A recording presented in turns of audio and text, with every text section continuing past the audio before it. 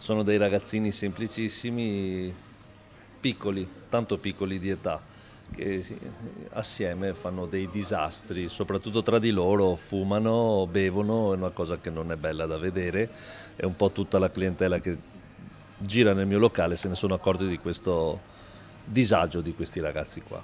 In questa piazzetta qui, loro giocano a calcio e ripeto, vanno verso la perdizione così giovani.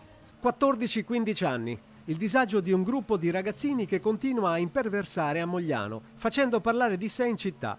Giovanissimi, ma con il comportamento dei bulli organizzati. Agiscono in gruppo, non attaccano fisicamente, ma a volte creano preoccupazione turbando lo stato d'animo di quelli che incontrano. Ho visto che sono un po'. Sì? Sì. Ne conosci qualcuno? No, sono tutti più piccoli di noi.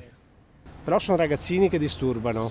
Diciamo che fanno un po' di casino, sì. Spaccano le sedie, fanno i tepistelli in giro. Potrebbe essere bellissimo che siano sempre gli stessi. Sono una gang che vengono qua la sera, però non so di preciso chi. Una situazione seguita dall'amministrazione, decisa a monitorare il gruppo di giovanissimi con operatori di strada e animatori e con tavoli di sicurezza per evitare di sottovalutare il problema. Resta l'amarezza di molti residenti per un disagio da affrontare in più sedi.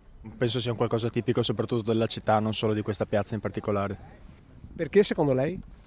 Non lo so, penserei all'ignoranza o comunque al cattivo insegnamento dei genitori.